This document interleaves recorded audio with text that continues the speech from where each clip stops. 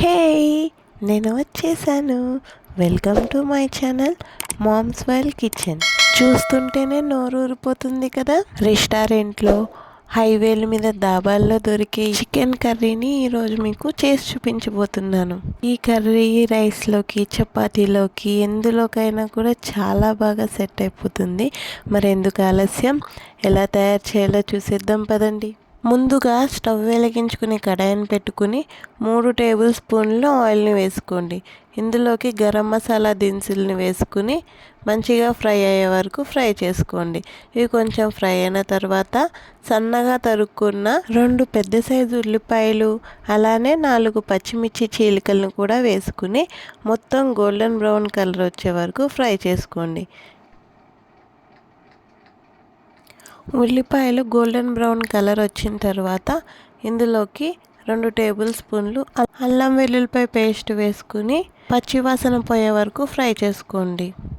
అల్లం మంచిగా ఫ్రై అయిపోయిన తర్వాత ఇందులోకి శుభ్రంగా కడిగి పెట్టుకున్న 1 కేజీ చికెన్ని వేసుకుని మొత్తం బాగా కలిసేలాగా కలుపుకోండి.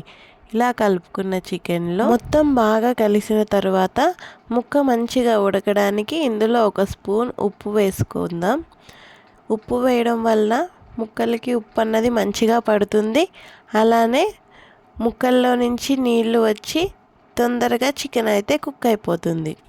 ఉప్పు మొత్తం ముక్కలకి పట్టేలాగా ఇది మళ్ళీ ఒకసారి కలుపుకొని నుంచి నీళ్లు వచ్చి చికెన్ కుక్ అయ్యే వరకు కడాయి మీద మూతను పెట్టుకుందాం. చికెన్ ఒక 5 నిమిషాలు కుక్ అయిన తర్వాత మూత తీసి ఇందులోకి చిన్నగా కట్ చేసి పెట్టుకున్న 4 టమాటాలను వేసి ఒకసారి మళ్ళీ బాగా కలిసేలాగా కలుపుకొని మళ్ళీ కడాయి మీద మూతను పెట్టుకోండి. ఇప్పుడు మళ్ళీ ఒక 5 నిమిషాలు వెయిట్ చేసి మూత తీసి చూద్దాము. అడుగు పట్టకుండా చికెన్ అయితే ఒకసారి కలుపుకుందాము. చికెన్ ఇక్కడ 80% కుక్ అయిపోయింది. ఇప్పుడు మనం ఇందులోకి 1/2 టీ స్పూన్ జీలకర్ర పొడి, 1 స్పూన్ ధనియాల పొడి, అలానే 1/2 టీ స్పూన్ పసుపు, 2 పెద్ద చెంచాల కారం వేశాను. కారం మాత్రం మీ టేస్ట్ని బట్టి అడ్జస్ట్ చేసుకోండి. ఇప్పుడు ఈ స్పైసెస్ అన్నీ చికెన్లో కలిసేలాగా బాగా కలుపుకోండి. ఇలా కలుపుకున్న తర్వాత కారం మగ్గి చికెన్ కుక్ అవ్వడానికి టైం పట్టుద్ది కాబట్టి దీని మీద ఇంకో 5 మినిట్స్ మనం మూతను పెట్టుకుందాం.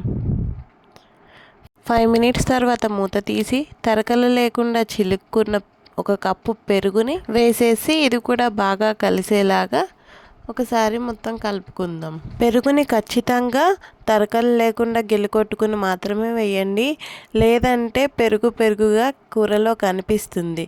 పెరుగు చికెన్ బాగా కలిసేలాగా కలుపుకున్నాక ఇప్పుడు ఇందులోకి 1 స్పూన్ చికెన్ మసాలాను కూడా వేసుకుని మొత్తం కలిసేలాగా బాగా కలుపుకోండి.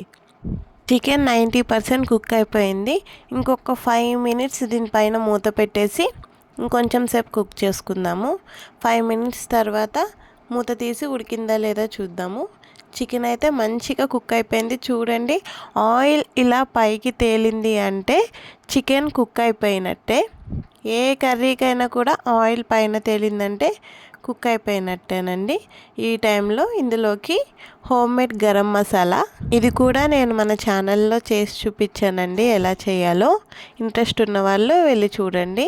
అలాగే సన్నగా తరుక్కున్న కొత్తిమీరను కూడా శుభ్రంగా మట్టి లేకుండా కడుక్కుని కర్రీ పైన వేసుకుని మొత్తం బాగా కలిసేలాగా ఒకసారి కలపండి.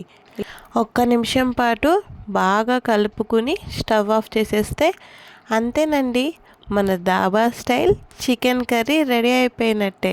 ఇలా చేసుకున్న ఈ కర్రీ మీ ఇంట్లో అందరికీ నచ్చడం మాత్రం ఖాయం. ఇంకెందుకు ఆలస్యం, ఈ కర్రీని ఒకసారి మీ ఇంట్లో ట్రై చేసి ఎలా వచ్చిందో కామెంట్ సెక్షన్లో చెప్పడం మాత్రం మర్చిపోకండి. వీడియో నచ్చితే లైక్ చేసి ఇలాంటి మరిన్ని వంటల కోసం మన ఛానల్ని సబ్స్క్రైబ్ చేసుకోండి. ఇంకా ఉంటానండి, బాయ్.